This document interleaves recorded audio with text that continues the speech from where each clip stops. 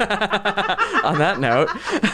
So we're here today to talk about the Oscars on our little podcast called A Little Too Quiet. It's the Ferndale Library Podcast. It's brought to you by the Friends of the Ferndale Library. My name is Jeff, and I'm joined by Drew today. Good afternoon. And Good morning. Yeah, wait, what time is it?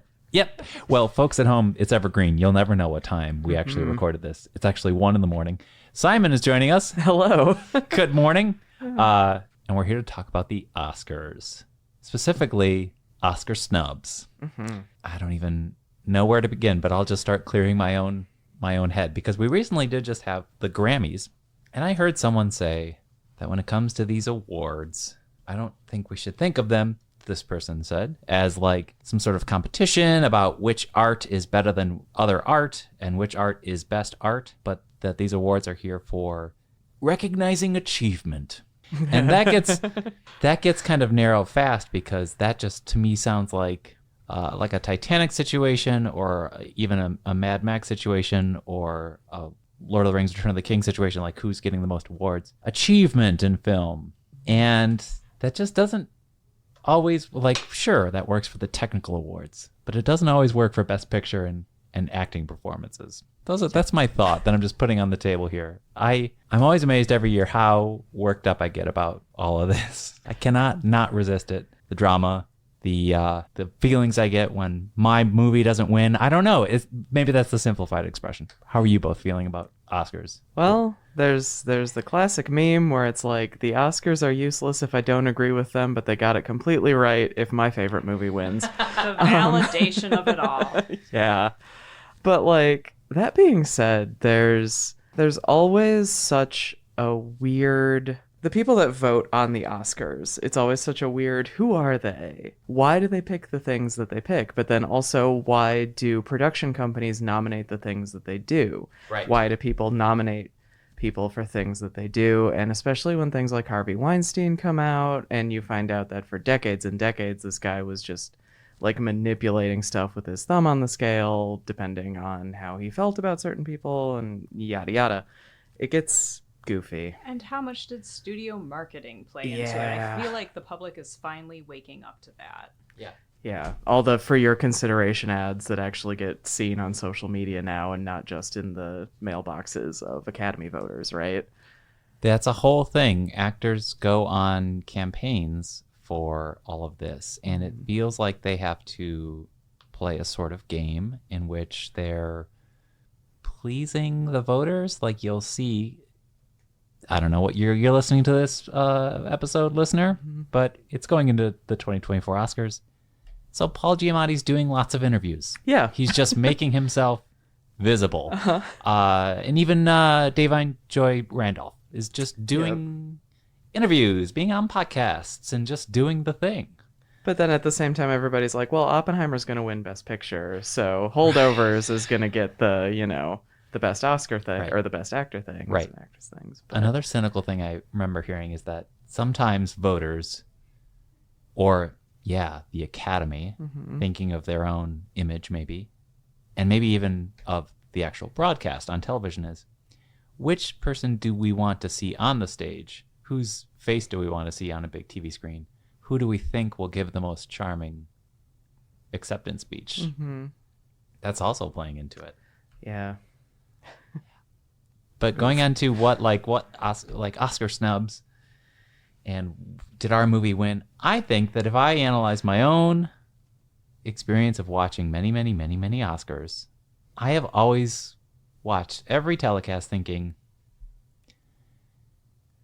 that there's only really one nominee that could be the wrong thing or person to give it to, and I'm pretty much happy with the other 4. I've always found myself saying that. It's when the Oscars just give it to that 1/5 wrong thing.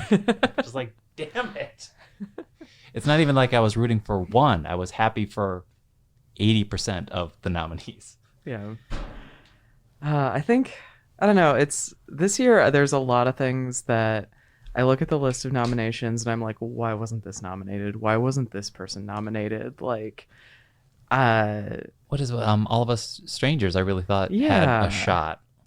Well, that one, it definitely.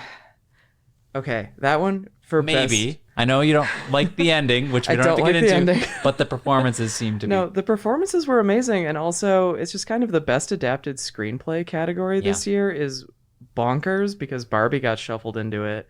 But like All of Us Strangers is actually based off of a book, and the book is not great. I couldn't actually finish the book, but the book is also straight and set in contemporary Tokyo, whereas the movie is gay and set in contemporary London. There's a lot of adaptation that happens, and it's a great script.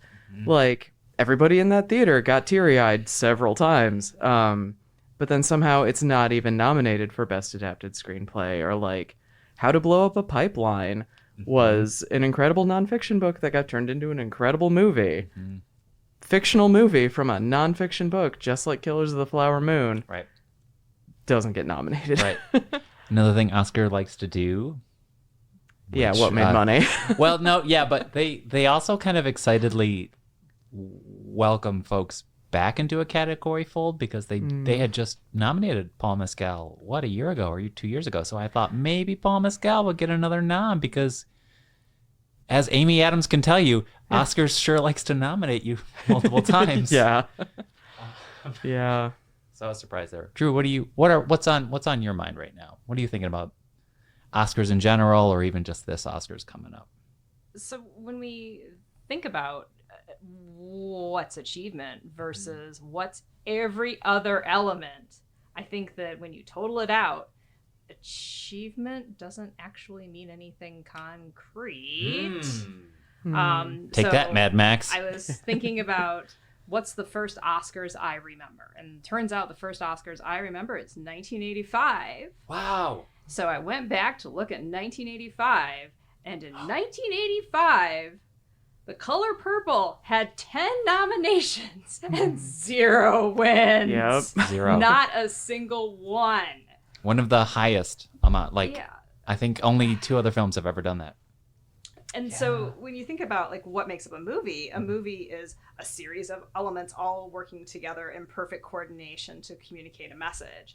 And so when you have a combination of technical nominations and performance nominations, and not a single one wins, and yet this film does stand the test of time. I rewatched it 2 years ago and was still astounded by Spielberg's ability to represent culturally what was happening and create the beautiful visions of the African return, and Whoopi Goldberg was outstanding in it. What does that mean when we say that these are awards for achievement? Something can be nominated like that. Right.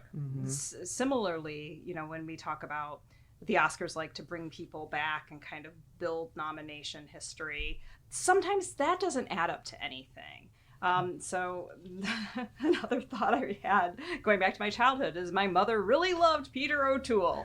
So consequently, I really loved Peter O'Toole, and I assumed that he had won quite a few Oscars. And it turns out that he had 8 Best Actor nominations, beginning in 1962 with Lawrence of Arabia, which of course is how he always appears in my mind. Yeah. Never won any. And then in 2002, the Academy, in order to acknowledge this man's immense body of work and talent, said, "We'd like to give you a Lifetime Achievement Honorary Oscar." And he said, "No, thank you. I'm not done acting. I am still in my career. Please don't do this." And they said, "Whether you show up or not, we're giving you this award." Oh, man. Yeah. So he shows up in 2002, a full 10 years before he stopped acting, accepts this award, makes some jokes about being the biggest loser, goes on in 2006 to get another Best Actor nomination for Venus, which he also loses. So I have a very difficult time accepting that achievement in terms of either the object produced, the totality of the film, such as with The Color Purple, or in terms of the specific category means anything. Yeah. Maybe, they always say it's an honor to be nominated. Not if you get nominated 8 times and have to accept an honorary one that doesn't tie to any of those actual achievements. Same with Cary Grant, I think. Several nominations, maybe not 8, but just gets Lifetime. That's it. So, Oh, do you want to know something bananas? yeah. Judy Garland never won a competitive Oscar. Judy Garland's got an honorary one for Best Juvenile Performance for Wizard of Oz. Judy Garland's never even won an Oscar for A Star is Born. Wow. Yeah. I don't even think she got a Lifetime Achievement Oscar. I think the only one she ever got was that Juvenile. Interesting. Like, not even a competitive one. Interesting. Yeah. And then, this is no disrespect whatsoever, but you see other folks like Katharine Hepburn with 4. Yeah. To her credit. One of them is a tie with Barbara Streisand. They're like, Barb, we loved you, but we also have to give her the 4th one for The Lion in Winter. Yeah. Gotta give it to Kate. Which I think like that's another important thing to establish like early on in this podcast. It's not necessarily that the other performances are bad. It's not necessarily that the movies that won are bad. I'm ignoring the elephant in the room. That is Crash. Yeah. But it's not that the other things are bad. It's just it's so wild to consider that something like The Color Purple hasn't won a single or didn't win a single Oscar, that Judy Garland didn't win a single Oscar, that Glenn Close has never won an Oscar. Right. Yeah. And that's what we always do on the Oscars is we rehash and we relitigate. And I've seen folks say, why did Color Purple not win, but Out of Africa did? And yet, or not only did it not win, it didn't win anything. Yeah. Or, Al Pacino not winning an Oscar for Godfather Part 2, but Art Carney won it for a movie I've never even heard of. That's the 70s Oscars when you have a murderer's row of amazing character actors lining up, Robert Duvall, etc., and they give it to, sorry, Art Carney, but are you Is Art Carney even still alive to even potentially hear this podcast? Probably not, but that doesn't seem to have a lasting relevance. Yeah. I think See, I know Art Carney from Star Wars: A Holiday Special. So that's just. I think that's fun though. I think my first Oscars that I remember in my brain would be 1993, which was a very glamorous Oscars, and a year where I always think, wait a minute, did Philadelphia win that year? Did The Piano win? Oh wait, of course Schindler's List won, but it was a solid lineup. Well, if we're gonna talk about your first childhood remembrance Oscars, I'm gonna reveal my age here, but no, mine is Crash winning Best Picture. That was it. 2006. Yeah, wait, was it 2006? It was the lineup of 05, and yeah. The ceremony was February 06. Yeah. As a small child. Well, I was in high school, but yeah, because I'd never actually cared about the awards, and I think that year I watched because Jon Stewart was hosting it, and I loved The Daily Show. Shout out to that coming back, I guess. But I went to the main art and I saw Brokeback Mountain, and I walked out thinking that was the best film I'd seen all year. Yep. That movie is going to win every Oscar. Well, just to really hammer home how wild it is that Crash won Best Picture that year. First off, Paul Haggis had already won Best Picture literally the year before for $1 Million Baby. Oh, is that the director or executive producer? Director, producer, writer. Oh, okay, sure. Yeah. $1 Million Baby, Clint Eastwood, Hilary Swank, Morgan Freeman. Yeah. So, if we're going on the whole thing that the Oscars are nominating people in a not in a vacuum, he already won. Yeah. He won last year. Now he's up against Brokeback Mountain, Good Night and Good Luck, Munich, and Capote. And somehow... Amazing. Yeah. And, even in an interview immediately after the ceremony, he's just like, I don't know. I won again. Okay. Was I the best movie this year? I don't know. That's famously when Jack Nicholson announces it and expresses disbelief into the microphone. Yeah. After he announces it. Yeah. But it goes both ways. So Crash today, looking back on it, looks differently than at least how the Academy saw it at the time. Sure. But we can also kind of look at the reverse. And one film that did that was Vertigo. In 1958, Vertigo gets kind of mixed reviews. It doesn't meet box office expectations. People say it's too long and too cluttered. And it was nominated for Sound and Art Direction. Okay. Fine. Could have got costume. Anyway. Yeah. I was about to say that. And then I see it 30 some years later, and I think Kim Novak's amazing. I think the score by Bernard Herrmann is so swirling and twisty and twirly, it is manifesting the art direction in sound. Edith Head costumes. just like, I really love this film. And it gets two re-releases, one in the theaters in 1983, one where they updo the print. It looks so much better in 1996. It's discussed a lot in all the film classes I go to for a variety of reasons. And looking it up to like see like, okay, what do we think now? Martin Scorsese saw it when he was young and said, even though the film wasn't received, it stayed with me strongly. So it goes both ways. Like, now we look at Crash and go, ooh, ooh. Right. And now we look at Vertigo and go, wait, why? But in terms of social acknowledgement, it sort of made sense at the time. And maybe we're the ones with the misinterpretation, not the Academy at the moment, looking at it through the contemporary lens. Interesting. Right. Because Vertigo in 2012 supplanted Citizen Kane as being ranked possibly the most important or greatest film of all time. And Citizen Kane famously loses, I think, to How Green Was My Garden or something like that. Valley. Oh, yeah, How Green Was My Valley. Yeah. And yes, we say Citizen Kane is good, but again, is that sort of after the fact? Are we also absorbing it and we didn't get it in 1942? I say that like all three of us were alive. Right. But we get it now. I don't know. I also, especially just speaking of sound score and like things that we recognize are iconic now versus things that, you know, at the time, whatever, like Empire Strikes Back lost Best Original Sound Score to Fame, which is not that, again, it's not that Fame is bad, but like people that don't even know Star Wars know the main themes to that movie. Yep, especially Empire with the Imperial March. Yeah. Yep. And then another strange Oscar year that's imprinted on my memory is 2015 going into 2016 when it's Birdman, Spotlight, and Boyhood. Yeah. And I remember thinking, surely Spotlight and Boyhood are going to walk away with everything, but apparently this little weird movie. See, this is the one where it's like, oh, the movie that was my favorite one, so therefore they got it right. I will actually cop to saying that I really liked Birdman. Yeah. And then endured 9 years of everyone telling me how bad it is, and I don't know. No, Birdman's a delight. Okay. This is a Birdman pro podcast. Yeah, this is a pro Birdman group of people, I think. Every movie podcast I listen to, except literally the one we're recording right now, is anti-Birdman. And I remember then remembering that Oscars is like, ugh, that was the wrong choice.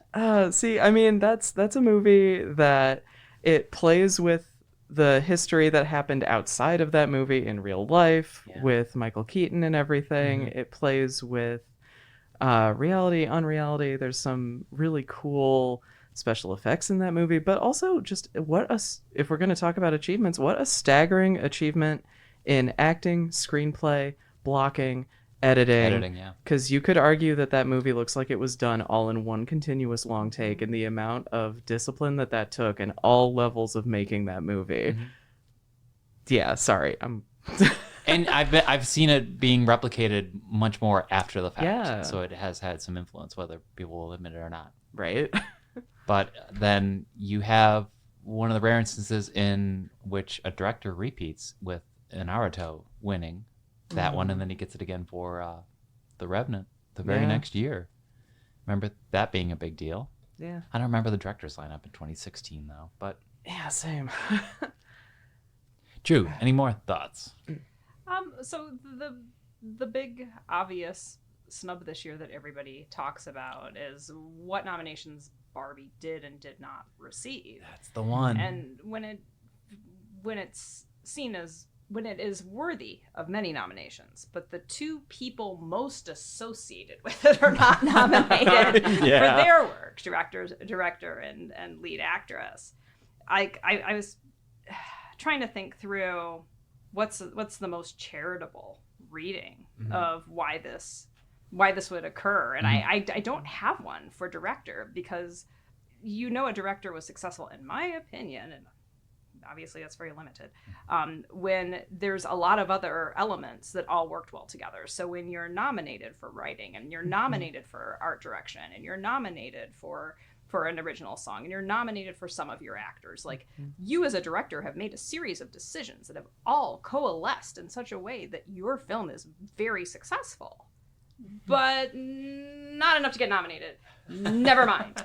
But then I actually have, I really thought a lot about the Margot Robbie lack of nomination either, especially when put up against America Ferrera for supporting actress and Ryan Gosling for his wonderful portrayal of Ken. Sure. So what's she not doing?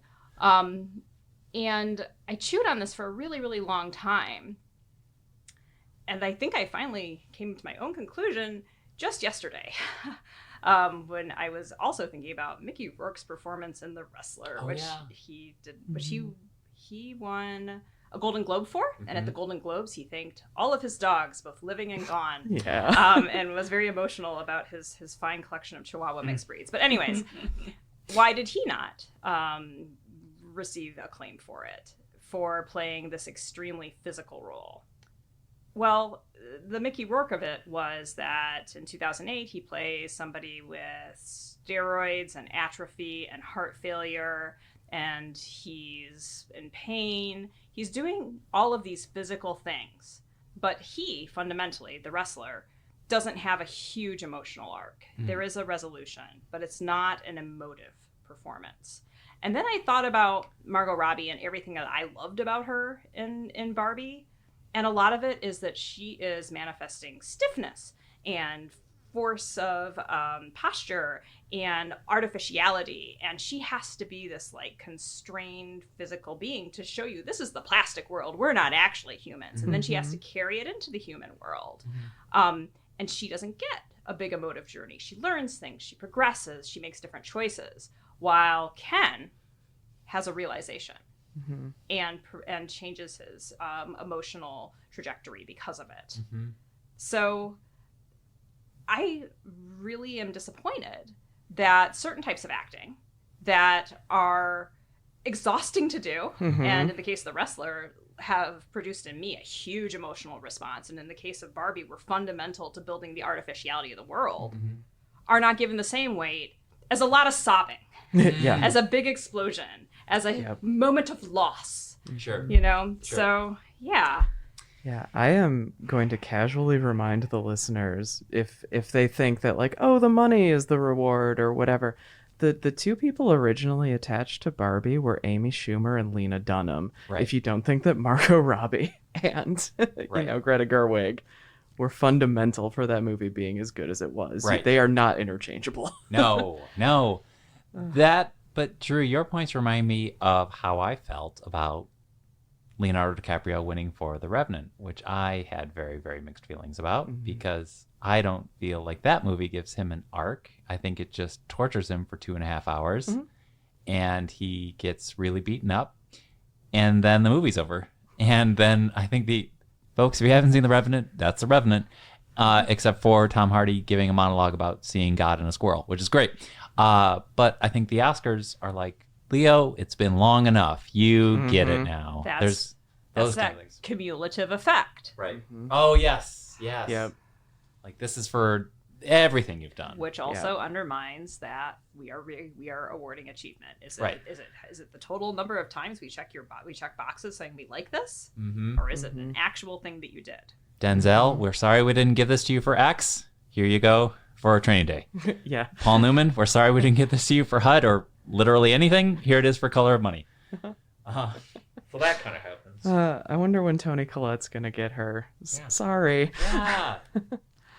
Because speaking of things that the Academy just does not recognize. Certain genres. Yes. Certain genres, generally like comedies. Because it's especially horror, which you're hinting at with Heredity, but it is also comedy. Yeah, the fact that Gene Hackman didn't get nominated for Royal Tenenbaums, but when I say Toni Collette, I am speaking directly about Hereditary. The fact that movie didn't get nominated for anything, the fact that she didn't get nominated for Best Actress, that's one of those ones that I think 20 years from now, people are going to look back and be like, oh, they screwed up. They screwed up huge. You changed 2 elements in Hereditary to make them realistic, and you have a brilliant, dramatic performance by Collette that just is astounding. Yeah. And it would just take 2 minor script changes to get it out of the stratified ghetto that we put horror films in. Yeah.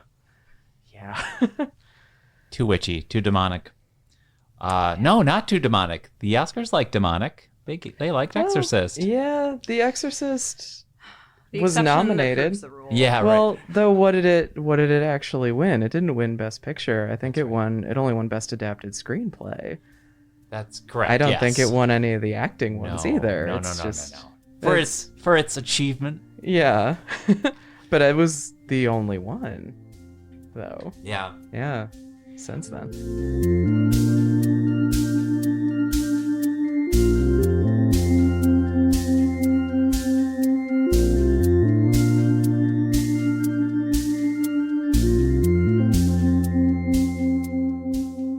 I also remember, I don't know why I was so mad. I don't even remember what was competing that year, but I have a lot of memories around 1996 and The English Patient, which seemed like the classic kind of boring Oscars movie that hasn't retained any relevance ever since.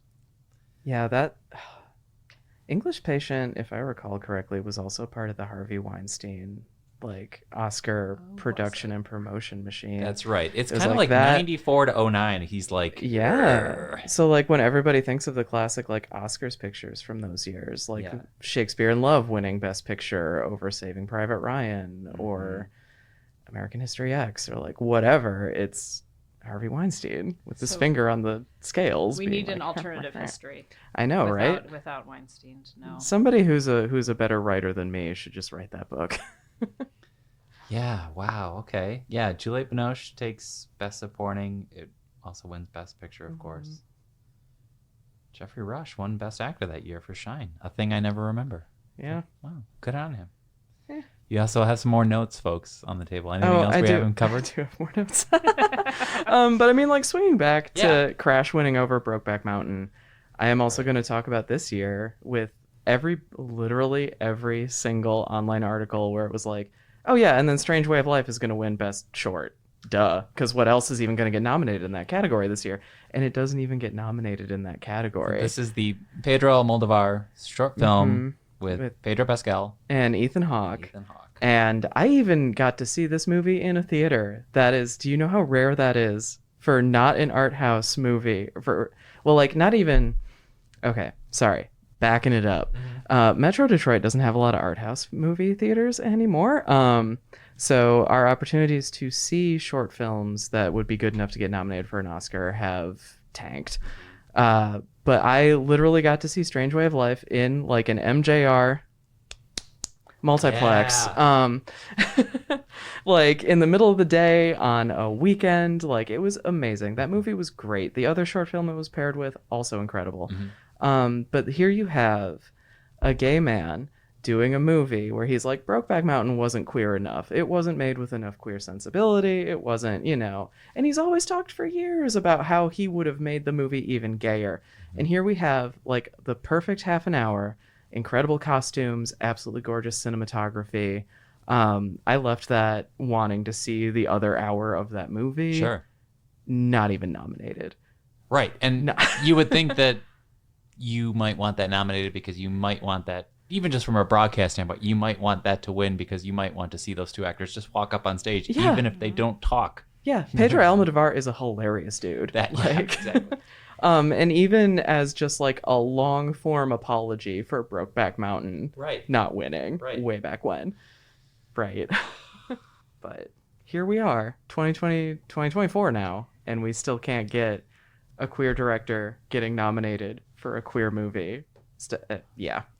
That invites me to clumsily make my way into just talking about the Oscars eventually getting better, if still awkwardly, about inviting more international filmmakers under their banner as far as giving out recognition. Yeah. We have Bong Joon-ho and Sure. Guillermo del Toro, Alfonso Cuarón. There was All dudes. Exactly. We have Anatomy of a Fall, Yeah. directed by a woman, but Yes. I don't remember whether or not that is in the Best Picture category. That is in Best Picture. But everybody's yeah, Oppenheimer's going to win though, which is despite the movie being 85% in French. Yeah. And kind of German. Yeah. I don't know what the rules are. Right. And we don't know what the rules are And we anymore. don't. Like, especially because, again, that goes back to what are the studios nominating? Right. And what are the What are production the- companies putting into the categories to Yeah. compete? Yeah. And what they fail to nominate impacts the people they do nominate. Yeah. So instead of being happy for Anatomy of the Fall's director, Mm-hmm. we go, huh, and what did Greta not do? Like, if you leave Yeah. out something obvious, Right. even the more subtle and perhaps just as worthy ones become more Mm-hmm. suspect. Yeah. Yeah. And then it feels more like a, what's the word? Like a token. Like the token woman director that got nominated for Best Direction, even though Right. like there was more than one woman this year that did a great job Right. directing things. I saw that conversation too. It wasn't so much that Justine, I'll have to look up her Yeah. last name. It's not so much that she took Greta's spot. It was that, well, we only have room for one woman, obviously. Yeah. Or, I'm gonna just keep on tooting this movie's praises. That's not even a phrase. Whatever. Listener, I'm tired today. It's 1 a.m. Yep. Past lives. Past lives. Yeah. Oh, yeah. Yeah. Also written and directed by a woman, and it was her first feature. And if they were gonna we know we're gonna give this to Christopher Nolan, but we're gonna acknowledge that this was an incredible first feature from somebody. Like, that would be the movie to do it. That movie, as far as what the camera's doing, as far as what the director's doing, reminded me, and specifically only in this way, completely different movie otherwise, but reminded me of Lost in Translation, as far as nothing necessarily flashy is happening, Yeah. but lots of interesting decisions are being made. Yeah. And Also, someone who gets, despite being a nepo baby. Sofia Coppola. Yeah. But I think that I don't know. Well, I just don't know. I just don't know how their brains work, because Anatomy of a Fall was also extremely well directed. It was. And oh my God, it is It's actually. not like you have to detonate a nuclear bomb to win a Right. director, but apparently Well, not even. Okay, I'm going to say this is somebody who really loves special effects and really loves practical special effects. Oppenheimer, that explosion doesn't look that good. Like the nuclear, the quote unquote nuclear explosion in Godzilla -1 looks incredibly better than the one in Oppenheimer. In Like- both color and black and white. And it but looks yeah, better. and they had a team of like 15 people for Godzilla, so But Godzilla -1 is the rare example of the cumulative effect being Yes. a wonderful thing. It is the 70th anniversary Yeah. of Toho's original film, and Godzilla got its first Oscar nomination for technical effects. Yeah. And I was like, finally. there is some good in the world. Like, Yeah. there is some directional movements by the Academy that are interesting. We're going to have best casting as a Yeah. category, which is something that I have wondered about for a long time. And then in terms of the genre exclusion issue, you can compare 2008, The Dark Knight, not being nominated for Best Picture, just winning for Heath Ledger and, I don't know, sound or something. And then 2018, you get Black Panther, and it's nominated for the big categories, and you get the big wins for costuming and hair and makeup, and an acknowledgement that Afrofuturism, creative technical as opposed to historically based technical awards. You don't see a lot of opportunities where something is completely constructed out of whole cloth in science fiction or in a superhero type genre, and the creative design element is just uniformly admired and run with. So Yeah. sometimes you get movement in the right direction, and sometimes you don't. Yeah. 2018, an example of a roundup of Best Picture nominees that you could have given it to 9 of them, and I would have been pleased. And it went to Green Book. Yeah. Pick out of a hat any of the other 9, it would have been good. It was such a good lineup. Yeah. So I don't know how that happens. Where was I gonna go? How do we feel about that? This is a tangent. That 10 Best Picture nomination situation. That is a wild change. Yeah. And and it feels like something that almost would be better served by adding more categories, or maybe more like honorary awards for, which I realize they're doing that for Barbie this year because they're like, this movie made $200 billion, like the special achievement in money made. Right, Like, right. Well, that's a But- whole other thing that when I watch the Oscars and I see Tom Hanks come on and say, "Did you know we have a museum in Hollywood that you should visit?" All I really hear is, "Please, we need money, and please go to the movies. We like people going to the movies." Yeah. That's a whole thing. Another side tangent on that to get on, it's like, when that happened in 2009, expanding it to 10 Best Picture nominees, I saw that as twofold.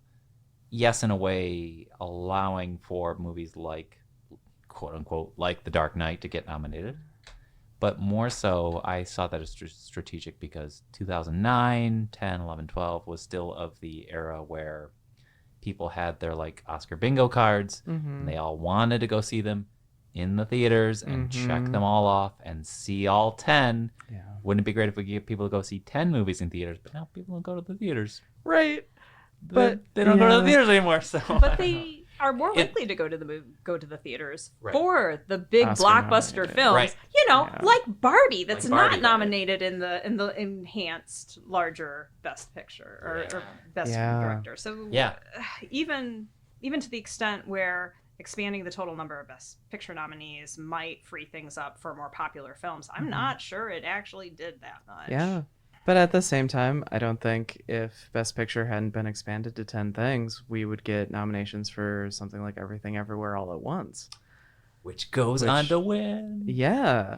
But also, like, we just had this conversation recently where it's like, I feel like the 2020 to 2022 era is when the slightly smaller movies, the movies you would have caught on streaming, et cetera, were getting nominated and winning Best Picture, Best Director. And now all of a sudden this year it's no, oh no, we're back to the, Oppenheimer. Sure. And but movies like Coda and Everything All Everywhere All at Once kind of have an appeal to someone who could be in their 20s or early Yeah, for 30s. sure. And I do feel like the Oscars are like, well, maybe we're not going to be so. Yeah, they're like, okay, we're back to not All being right. super relevant. Great. I have another side tangent. So let's just talk about art. No one can answer this question because I certainly can't, but music. We find a piece of music, classical or pop or whatever. It's very, very good. We listen to it 30 times. We love it. It gives us dopamine. A piece of art on the wall, we can stare at it for hours. A book, we might be able to reread even. But I feel like there's been movies lately that I really feel like I can just watch once and I'll never want to watch it ever again. Yep. And I feel like a lot of those are getting Oscar nominations Hmm. and they're just not sticking with me. I'll never need to watch The Revenant ever again. Nor would I want to. Are any of these films that you actively enjoyed while you were watching them? Nominated this year? In general, these films that you never need to see again and yet receive accolades That's from the a Academy. great question because sometimes they do feel like a chore that I do have to sit through because I'm an Oscar obsessive and I just need to know. Yeah. So, Yeah. But, words again, listener, tired today. 1:30 a.m. Yes. But like Zone of Interest was incredible. I am never going to watch that movie again. I will recommend it to literally everyone that hasn't seen it. Right. That movie was amazing. I will never watch it again though. I cried in the car on the way home. Yeah. Like it was mildly traumatizing. to No, me. like I drove home in absolute silence and stared at a wall for 2 hours. Like, And yet it was worth it. yeah. But definitely never seeing it again. So that kind of falls into that. Yes, I liked it, I guess, Sure. because it was moving. And actually, one of my top 5 all-time favorite films Yeah. is Melancholia by Lars von Trier. Oh, yeah. Sure. And every once in a while, I meet somebody where I'm like, I need to have them see it. Do I need to see it again? Sure. Maybe not. No. Sure. I think what I was getting to is that when I get angry at the Oscars, it's because there's a movie I find from a certain year that I feel like I'm rewatching a lot because I really, really enjoy it. And I've enjoyed it over the years. And I'm like, why in the year that it was nominated did it not win? I think it has I think it has specifically just this. I think it has great rewatchability. And I think that that's my own hang up that maybe I have to get over. But I always just think like, well, all these other art forms we return to often. but it's kind of weird that everyone put all their energy into making this movie, and we're just gonna watch it once. I mean, that also kind of I guess that's the same with plays, right? I don't Yeah. know. I mean, that also does kind of play into the, what are we actually honoring at the Yeah. Oscars? It's supposedly achievement, but Right. then there are things like Vertigo that Right. don't win, but then several years later we're like, no, actually this was great. Right. Like yeah. It's like the Goodfellas Dances with Wolves argument, right? Yep. I can watch that movie 100 times. I've never watched Dance with Wolves ever again. Yeah. And then you just see those movies pitted against each other. Mhm. It's just, no one has an answer to it. Yeah. Going in this Oscars, how are we feeling? Do we think Oppenheimer's just going to win it all? I'm Yeah. choosing to believe that's not true, so that I still can get excited to watch the Oscars still surprised me. Like, I did honestly think, despite how bad of a movie he was in, that Austin Butler was going to win for Elvis. Oh, speaking of snubs from this year, Priscilla. But Yeah, Priscilla, Sofia Coppola. But I don't know. I think like most of the surprises for the Oscars this year, again, hasn't happened yet. If Oppenheimer doesn't win something, I'll be like, oh, whoa, cool. But like Godzilla even getting nominated was a huge surprise, even to the studio. And they appropriately celebrated. Yeah. Yeah, if you haven't seen the video of the special effects team for Godzilla -1 finding out that they were nominated, you could fit everyone in that special effects team around a tiny conference room table. Take that, Marvel. Yeah.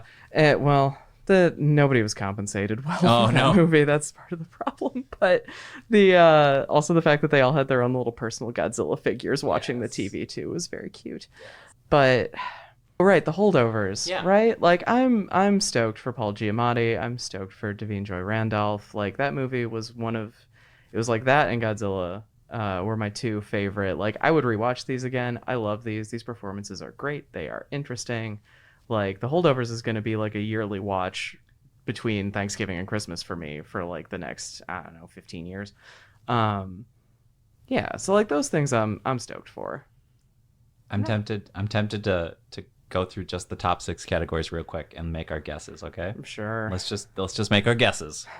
All right, in Best Actor, Bradley Cooper for Maestro, No, Coleman Domingo for Rustin, Paul Giamatti for The Holdovers, I hope so. Cillian Murphy for Oppenheimer, Jeffrey Wright for American Fiction.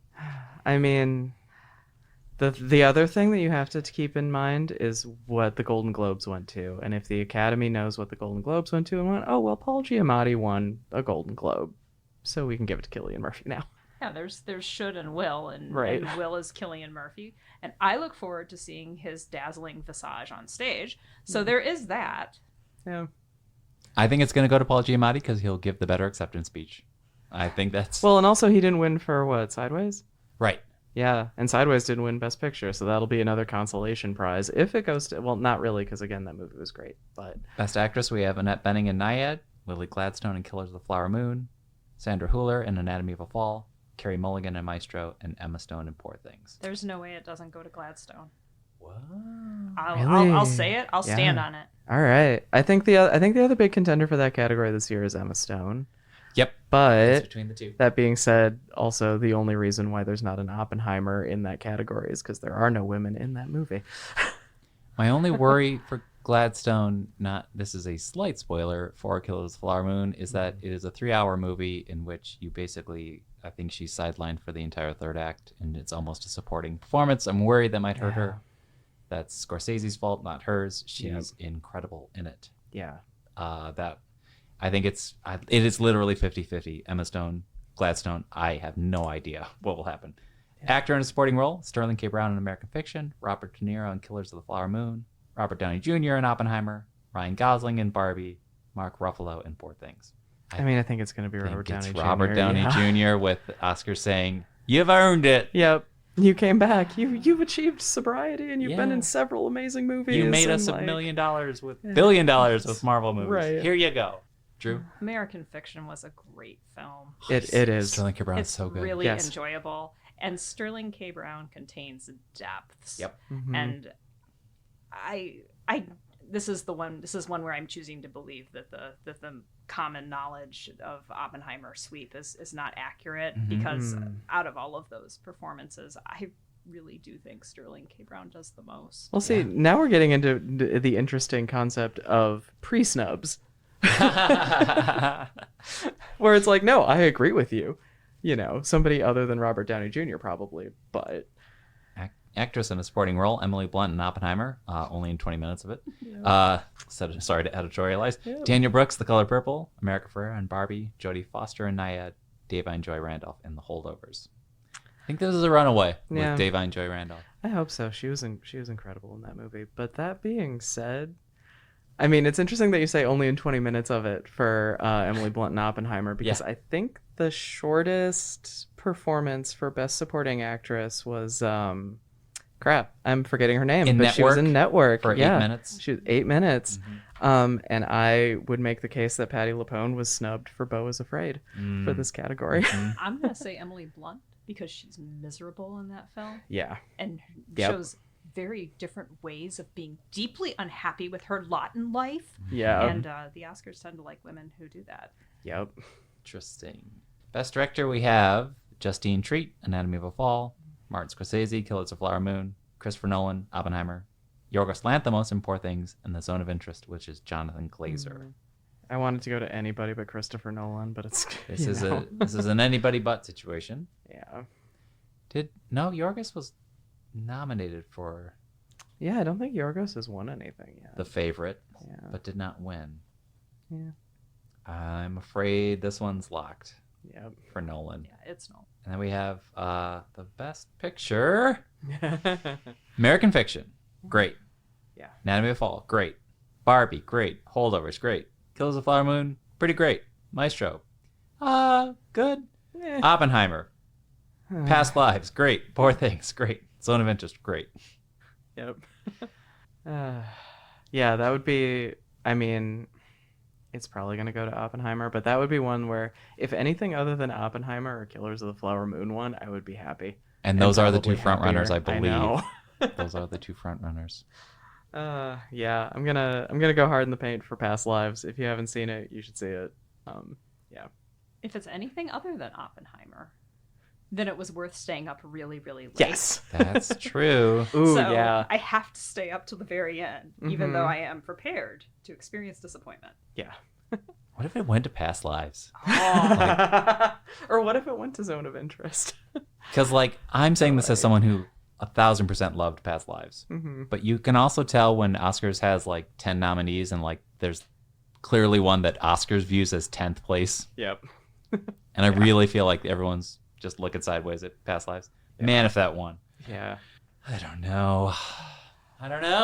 Well, yeah. I mean, that's another, yet again, John Maguro in Past Lives not even getting nominated. It's no, this isn't. Another performance that has layers similar to Sterling K. Brown. Yeah. Well, layers and subtlety and more of a, small story type of performance. I feel like that's another thing that generally gets snubbed by the Academy. At the end of the day, the important thing is that we watch what we like and we find our favorites, and that gives us, emotional catharsis or serotonin, whatever the experience of viewing them gives us, and we get to say, yeah, that one's now one of my new favorite movies of all time. Yeah. Despite what the Oscars said. Guess what? Yeah, everything except the Netflix only ones. If they're coming out on DVD, we will get them at the library. I was just going to say, check them out. I was just going to say, it does seem like it's getting trickier and trickier to get these films on a more timely basis, not to criticize the industry or anything, but I will. I would just say that I think I would say that your library and your librarians like Simon are doing their darndest to get these so that you can watch them. Just recent example, Guillermo del Toro's Pinocchio, which got nominated for a pile of Oscars, and suddenly everybody was like, oh, do you have this on DVD? Blah, blah, blah. I could not get it until a year after its initial release date on Netflix. It is now finally on DVD. It is on our new shelf. Blu-ray and DVD. Criterion Collection put it out. Right. And then it just kind of sits there. Maestro, I believe, is a Netflix. Yep, it sure is. So we might not have that one. Yep. Oh, Anatomy of a Fall just got announced with a disc release today, but it's not coming out until May. Man. Yeah. But at least it's But coming at least it's out. coming out. Yeah.